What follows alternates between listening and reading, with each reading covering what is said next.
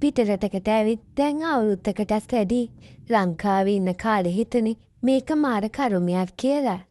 හැමදාම එකම විදියේ රස්සාව, එකම විදියේ මිනිස්සු. බස් එකේ කෝච්චියේ තෙරපිලා යන එක එපා වෙලා තිබුණේ. ඒත් ඇත්තටම රටකට ඇවිත් බලන්න ඕනේ ඒකේ තියෙන පාළුව කාන්සිය කොහොමද කියලා. මෙහි හැමදේම තියෙනවා, සල්ලි තියෙනවා, පහසුකම් තියෙනවා. ඒත් හිතට දැනෙන ඒ හිස්තැන පුරවන්න කවුරුත් නෑ. සමහර දවස්වලට රැට නිදි නැතු උඩ බලාගෙන ඉන්නකොට පරණ මතකයන් එකින් එක හිතට ගලාගෙන එනවා. අන්න ඒ වගේ වෙලාවක තමයි මට හදිසියෙම මාලනැන්දාව මතක් වුණේ.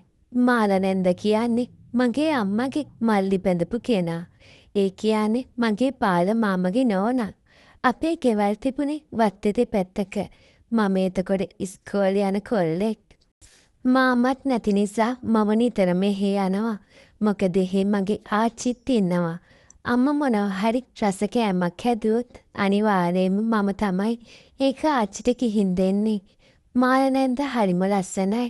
එයා ටිකක් මහත පිරිපුන් ඇඟක් තියෙන කෙනෙක්. පාරේ යනකොට මිනිස්සු හැරි හැරි බලන තරමටම එයාගේ රූපේ කැපී පෙනුණා. ඒත් මාම හමුදාවේ රස්සාව කරපු නිසා ගෙදර ඉන්නේ හරිම අඩුවෙන්. මාස 3-4කට සැරයක් තමයි නිවාඩු වෙන්නේ. ඉතින් නැන්ද ගොඩාක් වෙලාවට ගෙදර හිටියේ ආච්චි එක්ක. එදා සෙනසුරාදා දවසක් උදේ 10ට විතර ඇති අම්මා හැලප වගේක් හදලා මට දුන්න ආච්චිට ගිහින් දෙන්න කියලා. මම හෙමින් මාමලාගේ ගෙදරට ගියා. ගේ වටේටම බැලුවා. කිසිම සද්දයක් නැහැ.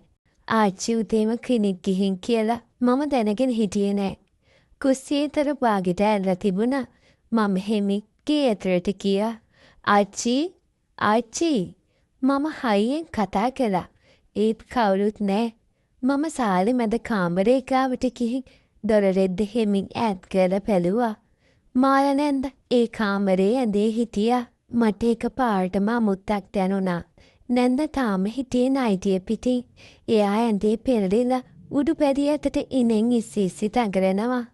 නැන්දේ ඇයි මේ අසනීපෙන්ද? මම වෙවුලන හඬින් ඇහුවා. මගේ කටහඬ ඇහුණ සැනින් නැන්ද ඇඳෙන් පැන්නා. එයා හොඳටම බය වෙලා දාඩිය පෙරාගෙන හිටියේ. රුවන් පුතේ ඔයා කොයි වෙලාවෙද ආවේ? නැන්ද ලොකු හුස්මක් ගන්න ගමන් ඇහුවා. එයා ඉක්මනට එයාගේ හවුස් කෝට් එක ඇඳගත්තා. දැන් නැන්දේ මම කුස්සියේ දොර ඇරලා තිබුණ නිසා ඇතුළට ආවේ. ඇයි නැන්දේ අමාරුවෙන් වගේ හිටියේ? මට බය හිතුණා. මම කිව්වා. නැන්ද ටික වෙලාවක් මගේ දිහා බලන් ඉඳලා hina වුණා. ඒ hinaවේ මොකක්ද අමුත්තක් තිබුණා. නෑ පුතේ අසනීපයක් නෑ. මට නිකන් තනියම ඉන්නකොට පාළු හිතුණා. එයා කිව්වා. මම ආච්චිට හැලප වගේක් අරන් ආවා. ආච්චි නැද්ද නැන්දේ? මම ඇහුවා. ආච්චි ක්ලිනික් ගියා පුතේ. එන්න තාම වෙලාව යයි. ඔයා දැම්ම යන්නද හදන්නේ? ඉන්නකො මාත් එක්ක ටිකක් වෙලා. මට මාර පාළුයි.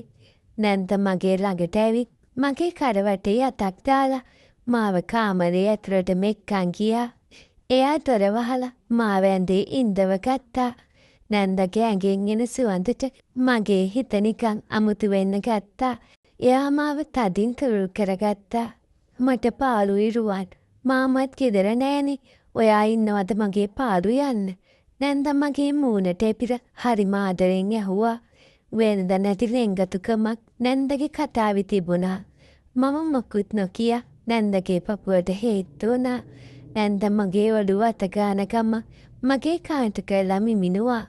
පුතා ආස නැද්ද මට මෙහෙම තුරුල් වෙලා ඉන්න? ආසයි නැන්දේ මම හීන් හඬින් කිව්වා. මගේ හොඳ පැටියා. එහෙම කියපු නැන්ද මගේ ළඟට කිට්ටු වුණා. මගේ ඇඟම වෙවුලන්න ගත්තා. මට ටිකක් බය හිතුණා. ඒත් ඒ දැනෙන සනීපෙට මම නිහඬව හිටියා. නැන්දේ මට බයයි. මම කෙදිරි කෑවා. ඇයි පැටියෝ බය? මම ඔයාගේ නැන්දානේ. ඉන්නකෝ මට පාළුයිනේ නැන්ද කිව්වා. එයාගේ අතේ පහසට මගේ මුළු ඇඟම පණ නැති වෙලා යනවා වගේ දැනුණා. ඒ වෙලාවෙ මට අමුතුම ලෝකයකට ගියා වගේ දැනුණා. ජීවිතේ කවදාවත් නොලබපු අමුතුම අත්දැකීමක් මට ඒ වෙලාවෙ තැනුනේ.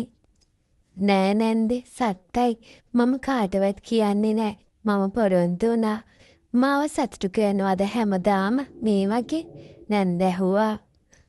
ආච්චි ඉන්නවනේ නැන්දේ. කොහොමද එන්නේ? මම ඇහුවා.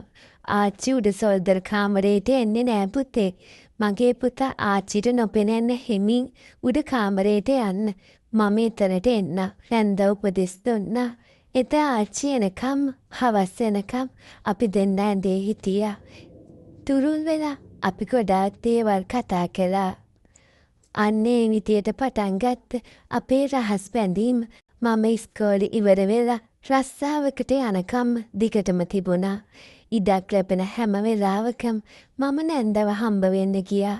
සමහර දවස්වල මාම නිවාඩුවට ගෙදර ඉන්නකොටත් නැන්ද මාව තරමඩුවට හරි එක්කන් ගිහින් මාව සතුටු කළා. ඒක අමුතුම බැඳීමක්. දැන් නැන්දට ලොකු ළමයි දෙන්නෙක් ඉන්නවා. එයා දැන් මැදි වයස කෙනෙක්. ඒත් මම ලංකාවට ගියපු හැම වෙලාවකම කොයි හරි තැනකදී අපි දෙන්න තනි වෙනවා.